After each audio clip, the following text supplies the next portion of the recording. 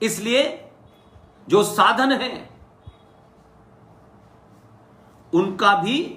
हमें सोच समझ के इस्तेमाल करना चाहिए। लिहाजा आप अगर यह कह सकते हैं कि मैं सत्ताओं के विरुद्ध, मैं सत्ताओं को जो बात आपके मन में आती है और लगता है कि यह ठीक है राष्ट्र के लिए, मैं सिर्फ उन्हीं की बात करता हूं। कौन मंत्री है, कौन संतरी है, किसको क्या करना चाहिए, यह मेरा विषय नहीं है और इस विषय में उलझ करके हमें अपना समय नहीं बर्बाद करना चाहिए। हां, एक बार जरूर कहता हूं और पूरी ईमानदारी के साथ कहता हूं, हो सकता है इससे लोग मेरे बारे में क्या राय बनाते हैं बनाएं, लेकिन यूं ही जिंदगी के इस सफर में यह दीवानगी ऐसे ही नहीं आई है। कुछ प्राप्त करने की अगर इच्छा होती तो आज तो बौने बिक रहे हैं। इसलिए यह कोई इच्छा नहीं है कि इस राष्ट्रवाद की जो मुहिम आरएसएन सिंह, जीटी बख्शी, सुशील पंडित, ललित अंबरदास, कैप्टन सिकंदर रिजवी, अंकुर शर्मा, विक्रम सिंह, इन सब ने चलाई है, इसके पीछे कुछ प्राप्ति की कोई इच्छा नहीं है। गुस्सा और इच्छा सिर्फ इतनी है कि भारत राष्ट्र के लोगों को सही बात बता के जाना, ताकि आने वाले सत्ताधारी, आने वाले विदेशी आक्रांता, ये मजहब की खाल के अंदर बैठे हुए सेकुलर, ये इस देश को तोड़ने वाली ताकतें अलग अलग शक्लों में, अलग अलग विचारधारा के नाम पे ये जो नैरेटिव चलते हैं, इनको रोकना। 70 सालों में क्यों इस देश में एक इनविजिबल, एक ऐसी सत्ता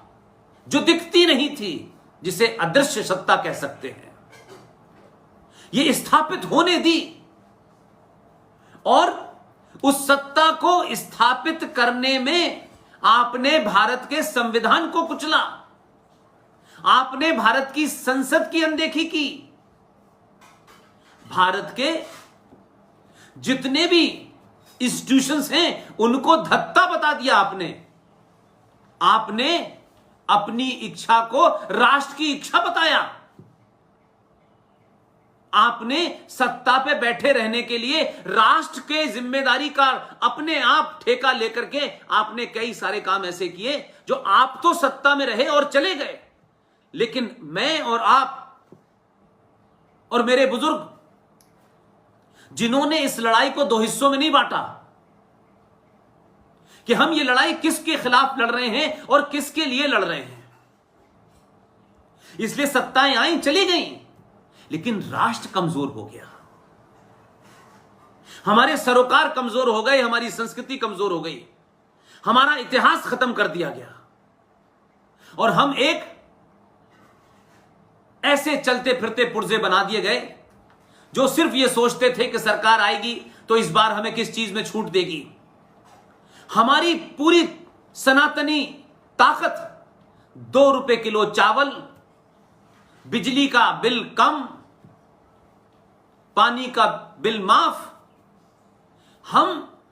हजारों साल की परंपरा और संस्कृति के लोग, जो पूरी दुनिया में सबसे पुरानी सिविलाइजेशन है, हम उसी के वंशज हैं। हमारी सोच को कहां ला करके आपने खड़ा कर दिया, बांट बांट करके आपने बांटा पिछड़ों में, फिर कहा अति पिछड़े, फिर उनका दलित, फिर उनका महादलित। लेकिन सत्ता पे बैठने वाले लोग जो इसी देश में हैं और इसी राष्ट्र के हिस्से हैं, लेकिन उन्होंने सत्ता में बैठने के बाद राष्ट्र के साथ गद्दारी की और अपनी सत्ता को मजबूत रखा। एक प्रधानमंत्री आए, वो राजनीतिक तौर पे कमजोर थे, जोड़ तोड़ के सरकार बनाई, लेकिन उन्हें लगा कि राष्ट्र भाड़ में जाए, राष्ट्र टूटता हो तो टूट जाए, लेकिन उनका वोट बैंक जिंदा रहे। उन्होंने अपने वोट बैंक की भूख में, हमने दिल्ली की सड़कों पर उस मंडल आयोग के सिलसिले में युवाओं को जलते देखा है। और वो ऐसे सत्ता के भूखे थे, ठीक ठाक कपड़े पहनते थे, प्रधानमंत्री बनते ही एक खास किस्म की टोपी लगाई गई जिससे लोग ये कहें कि यही मसीहा है मुसलमानों का। मोहम्मद साहब की पैदाइश के दिन छुट्टी घोषित की गई। 57 देशों में कब छुट्टी होती है नहीं पता, लेकिन भारत में वोट बैंक हर पार्टी की बीमारी बन गई और उस वोट बैंक को संतुष्ट करने के लिए राष्ट्र टूटता है तो टूट जाए, इस देश की धरोहर लुटती है तो लुट जाए, इस देश का खजाना लुटता है तो लुट जाए, सबको अपनी सत्ता तक बनाए रखने के लिए कोई दूसरा प्रकरण नहीं याद आता है। मैंने अपने दौर में राजनीति को कई करवट होते हुए देखा है, लेकिन सवाल यह है कि भारत के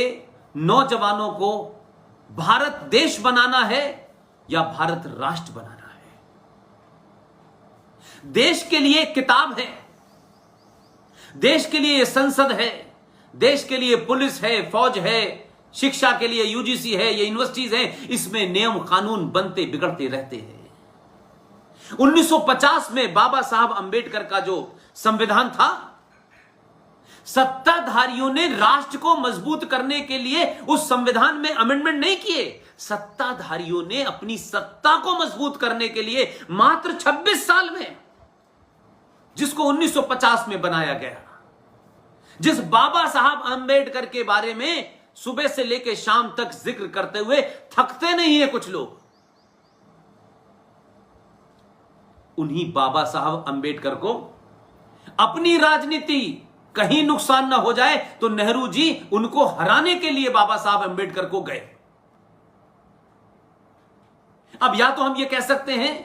कि जिनके हाथ में नेतृत्व था 1950 में, वो मानसिक तौर पे बहुत ही कुंठित व्यक्ति थे, इंफिनिटी कॉम्प्लेक्स के शिकार थे, इसलिए उनको लगता था अंग्रेजी बोलने से लोग मुझे उतना ही काबिल समझेंगे जितना माउंटबेटन को समझते हैं। तब भी अंबेडकर जैसा शख्स, तब भी भीमराव अंबेडकर सबसे ईमानदार आदमी था। उन्होंने तब भी कोई ऐसी बात नहीं मानी, कोई ऐसी बात के पीछे नहीं गए जो उनको मालूम था कि यह भारत राष्ट्र को कमजोर करेगी। इतिहास ने उन्हें सही जगह नहीं दी। इतिहास ऐसे लोगों की बड़ी बड़ी मूर्ति लगा करके उन पे जितनी भारी माला चढ़ाता है, उनके आदर्शों को उतनी ही ताकत से कुचल देता है और कोशिश करता है कि इनकी मूर्ति बनाओ, इनकी पैदाइश के दिन छुट्टी करो, इनके बारे में जिक्र करो, लेकिन इनके बनाए आदर्श और इनकी लिखी बातों को समाज तक मत पहुंचने दो। इसका इंतजाम 70 सालों में किया। मैं आज भी मानता हूं दिसंबर 1948 की आप जितनी भी डिबेट पढ़ेंगे, जब यह संविधान के बनने की प्रक्रिया चल रही थी, अंबेडकर को पढ़िए। ये जो 1950 का संविधान है,